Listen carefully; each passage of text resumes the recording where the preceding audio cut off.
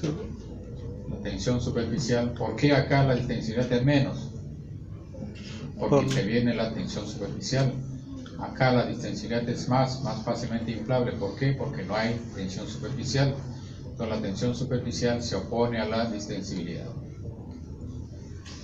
Entonces, la fuerza que va a inflar a los pulmones debe vencer la resistencia elástica de los pulmones y debe vencer la tensión superficial. Bueno, eso está graficado acá. Cambio de presión, cambio de volumen. Compliance, entonces, compliance, ¿cómo se define? Cambio de volumen por un cambio de presión. Bueno, esta es la comparación lleno de aire y lleno de solución salina de agua. Acá se ha eliminado la tensión superficial y por lo tanto el pulmón se hace más distensivo. Recordar entonces, compliance es igual a la gradiente, cambio de volumen por un cambio de presión. Dos fuerzas principales que afectan el compliance pulmonar: fuerzas elásticas de los tejidos. Cuanto más duro sea el tejido pulmonar, más resistencia va a oponer a la distensión, o sea, la distensibilidad va a ser menos, el compliance va a ser menos. Y la fuerza de tensión superficial la aumenta, disminuye la compliance. A ver, compliance hemos definido como la facilidad con que se distiende un pulmón. ¿La tensión superficial se opone al compliance o facilita el compliance? ¿Se opone? Se opone, o sea, mayor tensión superficial, menor compliance. Las fuerzas elásticas de los tejidos, cuanto más distensible, más fácil de inflar el pulmón, tendrá mayor compliance. Cuanto más duro el pulmón, menor compliance.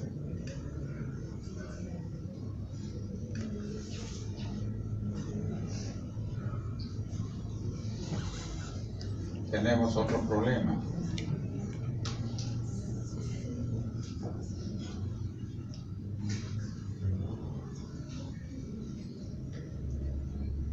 Si tenemos dos alvéolos de diferente diámetro,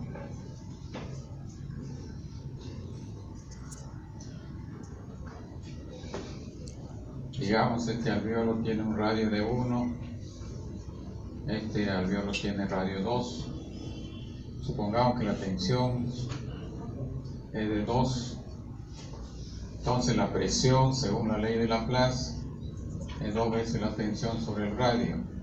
Acá la presión en el alvéolo chico será presión igual a 2 por 2 sobre radio 1. Acá la presión será 2, el radio es 2, 2 por 2 sobre 2. Acá la presión, acá es igual a 4, acá la presión es igual a 2. A ver. Tenemos un alvéolo pequeño de radio 1, un alvéolo más grande de radio 2. La tensión superficial igual para los dos. Acá la presión 2 veces la tensión sobre el radio, o sea, 2 por 2 sobre 1, 2 por 2 sobre 1, 4 la presión. Acá en el alvéolo más grande, 2 por 2 sobre el radio 2, presión 2. Entonces la presión en el alvéolo mayor es menor que en el alvéolo pequeño. Si juntáramos los dos, ¿qué pasaría? Acá la presión es como 4, acá la presión es como 2. ¿Qué pasaría si lo juntáramos los dos alvéolos? Habría una gradiente de presión. Si hay gradiente de presión, ¿qué va a pasar con el aire? Va a pasar. Va a ir de la zona de mayor presión a zona de menor presión. Acá la presión es como 4, acá la presión es como 2. ¿Eso qué quiere decir? Que el aire va a ir del alvéolo pequeño al alvéolo grande. ¿Eso qué significa? Que cuando más pequeño el alvéolo, más presión va a tener. Entonces los alvéolos pequeños terminarían desinflándose y el alvéolo grande absorbería todo el aire. Eso si obedeciera a la ley de Laplace, la tensión superficial y el radio. Eso no ocurre felizmente por lo siguiente, o sea que esto sería incompatible con la vida. Todos los alvéolos pequeños se desinflarían y iría todo el aire a los alvéolos grandes.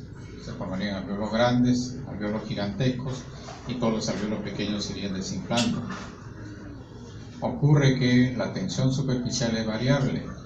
Acá, si la tensión superficial es como 2, otra vez calculemos, la presión va a ser igual a 2 por 2 sobre radio 1, 4 de presión. Acá la presión 2 por, pongamos que la tensión superficial ahora disminuye,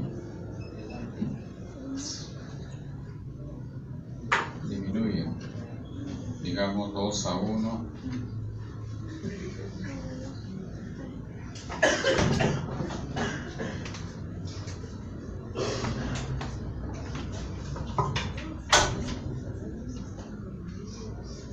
si era 2 la tensión superficial en ambos, la presión acá 2, la presión acá 2, y eso significaba que el alvéolo pequeño se desinflaba hacia el alvéolo grande. Pero si la tensión superficial disminuye, digamos acá la tensión es igual como 1, acá la tensión como 2, acá la presión 2 por 1 sobre 1 nos da 2, acá la presión 2 por 2 sobre 2 igual a 2, se igualan las presiones. Pero ¿con qué condición? De que la tensión superficial sea menor en el alvéolo pequeño. ¿Y cómo se logra eso? En el pulmón existe el surfactante. El surfactante disminuye la presión, pero no debe disminuir la presión así nomás, sino que cuanto más pequeño el alvéolo, la disminución debe ser mayor, se debe disminuir más la tensión superficial. Acá la tensión es como 2, acá la tensión como 1, y cuanto más pequeño el alvéolo, la tensión debe ser menos. ¿Cómo se logra eso? Por la concentración del surfactante. El surfactante disminuye la tensión superficial, pero la disminución está en razón directa a la densidad del surfactante por unidad de superficie. Digamos, acá tengo un alvéolo y tengo, digamos, 4 moléculas en esta superficie. 4 moléculas por milímetro cuadrado, por centímetro cuadrado, lo que fuera. Si este alvéolo se desinfla, estos alvéolos, estos surfactantes están más juntos. Entonces la densidad por unidad de superficie va a aumentar y la tensión superficial va a disminuir más. O sea, la tensión superficial está en razón directa a la densidad del surfactante. A mayor densidad de surfactante, menor tensión superficial. Entonces acá la densidad por unidad de superficie es mayor, la disminución de la tensión superficial es mayor. Y eso se logra justamente, eso se logra aumentando la concentración del surfactante, disminuye más la tensión. Bueno, eso está ahí. En cada interfase gas-líquido se presenta la tensión superficial. La tensión superficial es una propiedad de los líquidos, regido por la ley de Laplace. Presión igual 2 veces la tensión sobre el radio. Entonces la tensión P1 por R1 sobre 2, P2 por P2 sobre R2 sobre 2. Si R1 mayor que R2, entonces la presión en el alvéolo pequeño es mayor que en el alvéolo grande. El resultado, el alvéolo pequeño se va a desinflar y va a ir al alvéolo grande. El surfactante modifica esta situación secretada por células alveolares tipo 2. Recuerdan, los neumocitos tipo 2 secretaban surfactante. Y el surfactante es el dipalmitoil, fosfatidilcolina, tapiza los alvéolos. Propiedad única de la tensión superficial. La tensión superficial promedio es baja. ¿Por qué un zancudo se posa en el agua? ¿Por qué no se hunde? ¿Por qué será? La tensión superficial genera una fuerza que impide que el zancudo se hunda en el agua. O sea, la presión superficial lo mantiene flotando. Pero si hay sustancias que disminuyen la tensión superficial, como cuál, los detergentes, por ejemplo, si le echaran un detergente al agua, el zancudo ya no flotaría, porque disminuye la tensión superficial.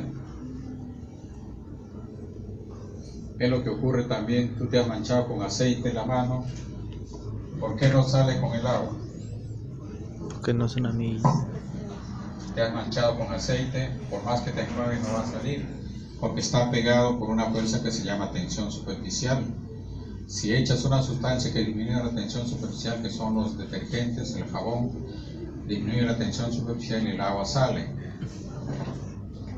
Entonces, la sustancia tensioactiva es una sustancia que disminuye la tensión superficial.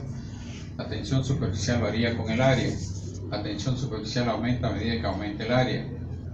O al revés, como decíamos, que cuando el área disminuye, hay mayor densidad de surfactante por unidad de área y el aumento de la tensión superficial es menor. La tensión superficial disminuye a medida que el área disminuye. Este es el valor de la tensión superficial. El agua es el valor. Un detergente baja la tensión superficial a este valor, pero nuestro surfactante no solamente que baja, sino que la disminución depende del área. Para mayor área, mayor valor de la tensión superficial. Para menor área, menor tensión superficial. Cuanto menor el área, es más la disminución de la tensión superficial. Por eso es que la tensión superficial en los alvéolos pequeños es muy baja y eso genera que la presión no aumente. Bueno, esto es lo que dice. Tenemos acá una película de agua, las moléculas de agua están entrelazadas unas a otras y tienden a atraerse, y entonces si esto es una burbuja tiende a disminuir y aumenta la presión. En cambio el surfactante, ¿qué hace? El surfactante se mete entre las moléculas de agua, disminuye esa tensión superficial y de esa manera impide que colapsen los alvéolos. Importancia fisiológica del surfactante: aumenta el compliance pulmonar. Ya dijimos que la curva se desplaza hacia la izquierda, indicándonos que el compliance, que de la distensibilidad es mayor. Promueve la estabilidad alveolar y previene el colapso alveolar, promueve la sequedad alveolar. El colapso alveolar tiende a succionar y esto haría que se llenara de líquido el alveolo, se produciera un edema, con lo que el sujeto muere ahogado por dentro. Hay una enfermedad en el recién nacido que se llama síndrome de distrés respiratorio infantil. El surfactante se forma tarde en la vida fetal, recién a las 38 semanas, 36 semanas termina la maduración del surfactante. Si el bebé nace antes de las 32 semanas, tiene la probabilidad de presentar este síndrome de distrés respiratorio, porque su surfactante está inmaduro. Si no hay surfactante, la tensión superficial del agua intraalveolar hace que se colapsen los alvéolos y no se puede inflar. Es como las dos láminas de vidrio que no las puede separar. Los pulmones se llenan de agua y ofrece gran resistencia a áreas atelectásicas donde se ha derrumbado la estructura del alvéolo. Alvéolos colapsados están pobremente ventilados, son efectivo derecha-izquierda. Recuerdan cuando la sangre no se pone en contacto con el aire, no hay oxigenación y entonces tenemos que la sangre venosa pasa directamente a la sangre arterial y contamina, y eso es un llamado shunt. Entonces si un alvéolo está perfundido pero no ventilado, se va a producir un efecto shunt. Entonces el compliance, dependiendo del pulmón y la parte más baja del campo gravitacional. El compliance, ¿cómo es en cuanto a la inflación del pulmón? ¿Recuerdan? ¿Cuándo es mayor el compliance? ¿Con el pulmón inflado o con el pulmón desinflado? El compliance, la distensibilidad. ¿Cuándo se infla más rápido? ¿Cuando está desinflado o cuando está inflado? Desinflado. Cuando está desinflado, o sea, el compliance depende del grado de distensión del pulmón.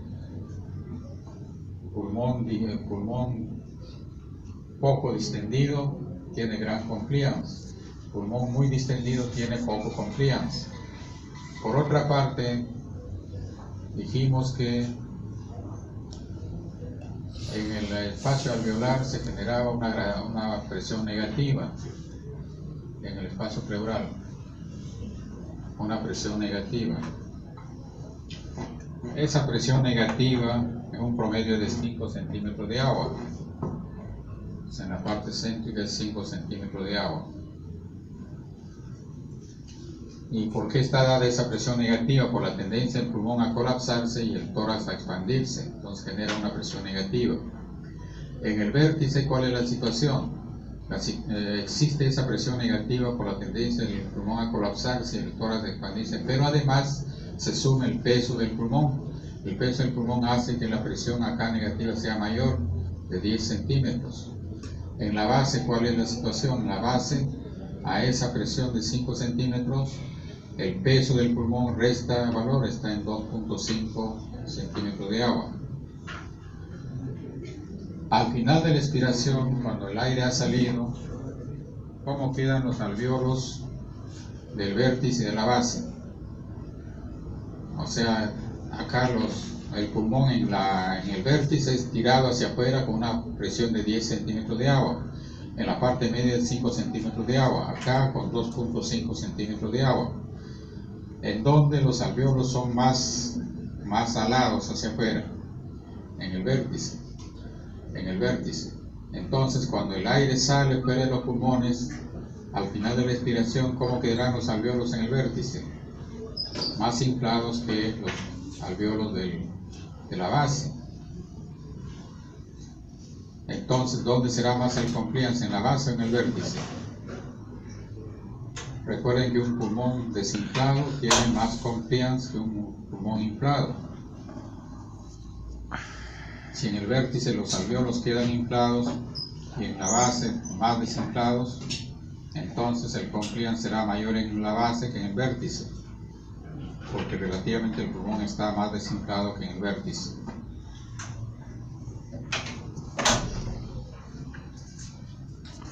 El pulmón en la parte más baja del campo gravitacional tiene mayor compliance, la base está en posición erecta, en la porción dorsal cuando está en supino. Bueno, esto es lo que decíamos, en el vértice 10 centímetros de agua, en la parte media 5 centímetros, en la base 2.5 centímetros. Eso hace que los alvéolos en la parte del vértice queden más inflados que los alvéolos en la base. Eso está dibujado acá, en la base los alvéolos quedan desinflados, en el vértice quedan medio inflados.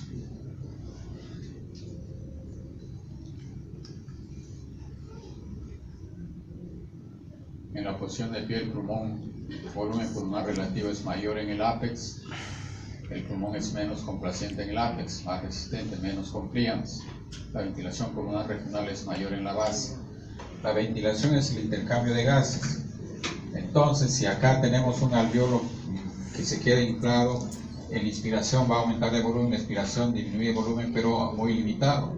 En cambio, acá en la inspiración se va a inflar bastante, en la expiración se desinfla bastante. ¿Dónde hay mayor ingreso de aire? Acá se está moviendo en límites muy estrechos. Acá se mueve en límites más amplios. Acá va a haber más intercambio de gases que acá. Acá, digamos, el alvéolo se desinfla, se infla, se desinfla, se infla. En cambio acá se desinfla, se infla, se desinfla, se infla.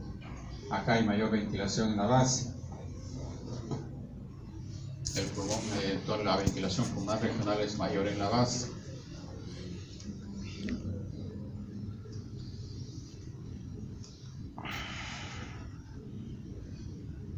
Veamos cuál es el comportamiento de las estructuras que forman el aparato respiratorio. Acá tenemos la jaula torácica. La jaula torácica, ¿cuál es la posición de reposo de la jaula torácica? Recuerden, esto es la capacidad residual funcional. ¿Esta qué línea corresponde? Recibe un volumen residual, esto de acá, capacidad residual funcional. Esto sería el final de la inspiración normal, final de la expiración normal, final de la expiración forzada. Entonces, ¿cuál es la posición de reposo de la jaula torácica? Más o menos al final de la inspiración normal. Entonces, ¿qué quiere decir eso? Que por un volumen mayor es mantenido por una presión positiva. Entonces la jaula torácica en cualquiera de estas posiciones, cuando lo soltamos, tiende a retraerse. En cambio, en esta posición está mantenido en presión negativa. Cuando lo soltamos, ¿qué va a pasar con el tórax? Se va a expandir. Es algo así como ocurriría con esto.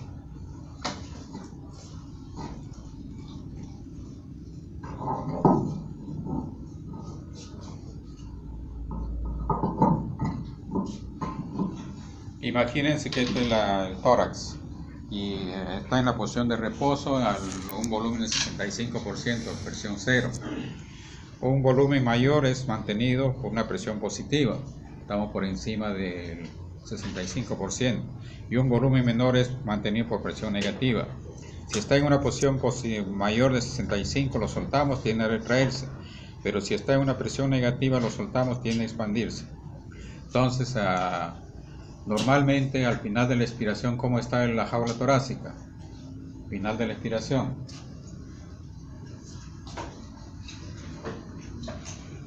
Recuerden que esta línea corresponde al final de la expiración normal, final de la expiración normal, final de la expiración forzada. Al final de la expiración normal, ¿cómo está el tórax? Está en su posición de equilibrio. Esta es la posición de equilibrio, 0 de presión, acá positiva, acá negativa. Entonces acá significa que lo mantenemos en posición con una presión positiva. Acá lo mantenemos en posición con una presión negativa. Si está por debajo de esta presión, cuando lo soltamos, ¿qué pasa con el tórax? Tiende a expandirse. Si está por encima de esta presión, está expandido. Cuando lo soltamos, ¿qué va a pasar? Va a tender a retraerse. Entonces, por ejemplo, al final de la inspiración normal, ¿cómo está el tórax? Final de inspiración normal. Está en su posición de equilibrio. Está en posición de reposo. O sea, el tórax, si lo sacáramos de la jaula torácica, lo colocáramos solamente la jaula torácica fuera del aparato respiratorio, sin el pulmón, nada, ocuparía este volumen. Para que ocupe mayor volumen, aplicarle una presión positiva. Para que ocupe menor volumen, una presión negativa. Entonces, al final de una inspiración normal, que es esta línea, inspiración normal, está en equilibrio la jaula torácica. Está en equilibrio cuando tiene presión 0, justo acá. Estos volúmenes son mantenidos por presión negativa, estamos aplastando. Cuando lo soltamos, el tórax va a tender a expandirse. En cambio, cuando está en una presión por encima de 0, es mantenido por una presión positiva. Cuando lo soltamos, tiende a retraerse.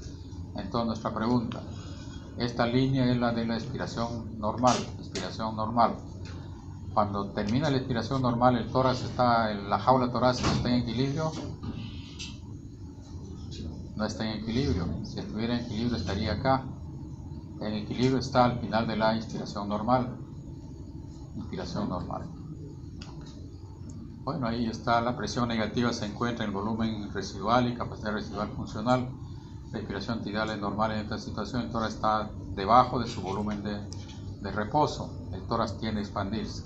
O sea, si lo soltamos, tiende a expandirse. Volumen de reposo 65% de la capacidad pulmonar total, más o menos es al final de la inspiración normal. No hay fuerza retráctil. Presión positiva encima del 65%. Volumen por encima del 65% de capacidad pulmonar total. El tórax tiende a colapsar si lo soltamos. Entonces, si está por debajo del 65%, es mantenido por presión negativa. Si lo soltamos, tiende a expandirse. Si está por encima del 65% de la capacidad pulmonar total, está mantenido por una presión positiva. Si lo soltamos, tiende a retraerse.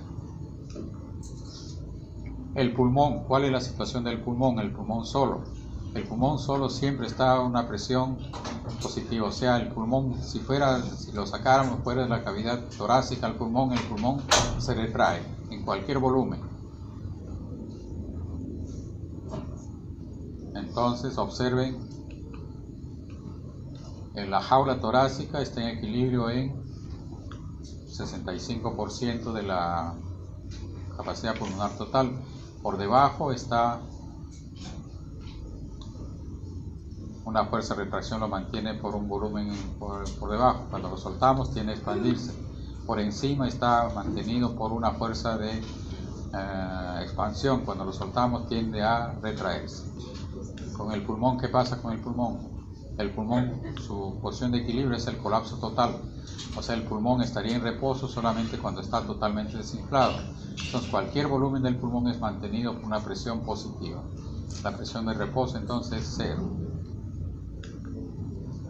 Siempre está por encima de su valor de reposo, volumen mínimo 10% de la capacidad pulmonar total, es positiva de volumen residual a la capacidad pulmonar total. Los pulmones siempre tienden a colapsarse. Ahora, si juntamos los dos, como es en realidad, ¿cómo se comporta? Acá al final de la expiración, por ejemplo, está en equilibrio, al final de la expiración normal. ¿Por qué? Porque la jaula torácica tiende a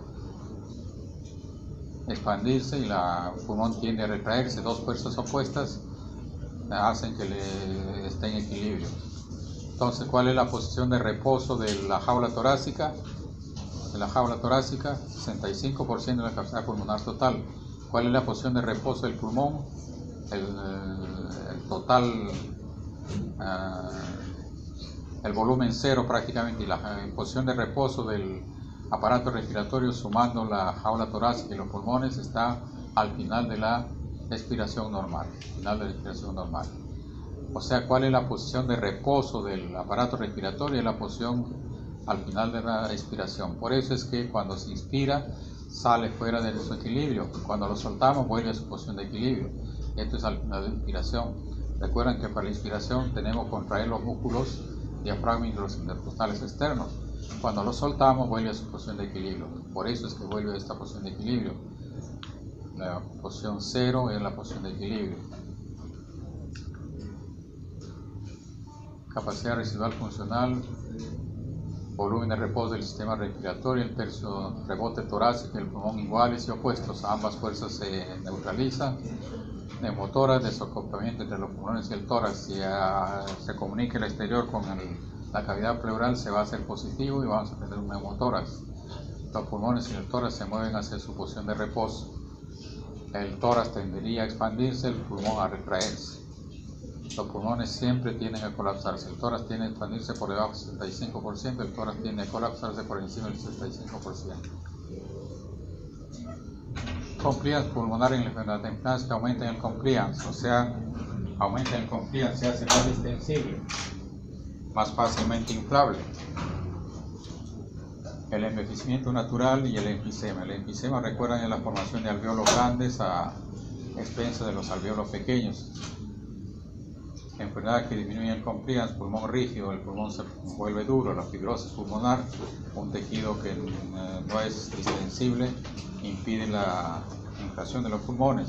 El edema, que se infiltra de agua y hace resistente, hace menos inflable al pulmón. Entonces, compliance aumentado en el envejecimiento natural, el enfisema, compliance disminuido, la fibrosis pulmonar y el edema. O sea, todo aquello que haga más duro al de inflar el pulmón significa que el compliance disminuye, el pulmón se hace rígido. Todo aquello que favorezca la inflación del pulmón aumenta el compliance. Menos compliance, deformación torácica, la cifoescoliosis, la forma anatómica impide la expansión del tórax, por lo tanto aumenta la rigidez. Y el desplazamiento del diafragma en el embarazo, en la citis, que impiden que el diafragma descienda.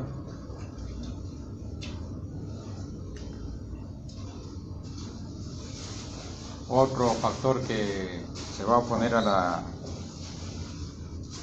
ingreso de aire a la vía respiratoria es la resistencia en la vía aérea. El flujo Q es igual al gradiente de presión sobre resistencia. La cantidad de líquido que va a pasar depende de la gradiente de presión en los extremos sobre la resistencia. La resistencia está dada por la ley de Poiseuille, lo han visto en cardio, 8 veces la viscosidad por la longitud del tubo sobre pi r a la cuarta. La resistencia está en relación directa a la viscosidad de la sangre. Cuanto más viscosa la sangre, mayor resistencia, más difícil de empujar la sangre. Cuanto más largo el conducto, más resistencia. Y cuanto más ancho el tubo, más fácil pasa. La resistencia disminuye cuando el radio aumenta. la resistencia disminuye cuando el radio aumenta, pero ese aumento es a la cuarta potencia. Eso quiere decir que si el radio aumenta como 2, la resistencia aumenta como 16. Por eso es el problema de la arteriosclerosis. En la arteriosclerosis, si este es el calibre del vaso sanguíneo, la presencia del ateroma disminuye el calibre. La presencia de un pequeño ateroma puede aumentar la resistencia enormemente, porque el aumento de la resistencia es a la cuarta. El radio aumenta como 2, la resistencia aumenta como 16 veces. Veamos algunos aspectos que controlan el calibre de la vía respiratoria. El sistema adrenérgico por receptores beta 2, que decíamos que hacía el simpático, ¿recuerdan? Broncodilatador, broncoconstrictor, el simpático. El simpático, ¿cuándo se activa el simpático? Cuando estamos frente a una emergencia. Frente a una emergencia nos preparamos para pelear o correr, y cuando peleamos o corremos necesitamos más aire, menos aire. Más aire, entonces debe haber una broncodilatación. Y el sistema adrenérgico corresponde al sistema simpático. Aumento de la actividad del sistema adrenérgico, o sea, del sistema simpático, va a producir aumento del radio, una broncodilatación. Los receptores implicados son los receptores tipo beta 2. El sistema colinérgico es al revés. Aumento de la actividad colinérgica produce una broncoconstricción. Y eso va sumado que el sistema colinérgico produce mucus, o sea, el tubo no solamente se estrecha, sino encima se infiltra de moco y dificulta más el calibre, disminuye más el calibre de los bronquios. Entonces, a un paciente asmático en donde se reduce la vía respiratoria, ¿qué le recomendarán? ¿Qué le recomendaríamos a un paciente asmático donde el problema es la broncoconstricción? Le recomendaríamos un adrenérgico, o sea, adrenalina, por ejemplo. ¿Y qué más? El sistema colinérgico, que produce una broncoconstricción y formación de mucus. Entonces le recomendaríamos un anticolinérgico, un simpático mimético y un anticolinérgico. Tenemos fibras no adrenérgicas, no colinérgicas. ¿Recuerdan? Las fibras no colinérgicas, no adrenérgicas.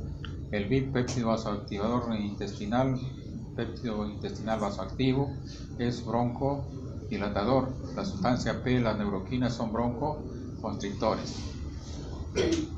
Mecanismos compensatorios. Aumento de radio, aumenta volumen pulmonar. Si aumenta el volumen pulmonar, lógicamente hay distensión de la vía respiratoria, aumenta el radio, disminuye la resistencia. Cuando disminuye el volumen pulmonar, disminuye el radio, aumenta la resistencia al flujo.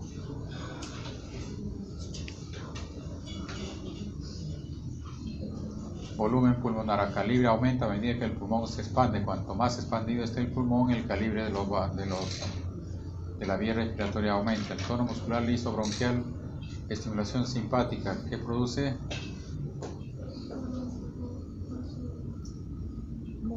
Acabamos de decir, la vía de estimulación simpática produce broncodilatación y caída de la PCO2 alveolar. A ver, ¿recuerdan en una clase mencionamos que la relación de perfusión y ventilación debe ser muy estrecha?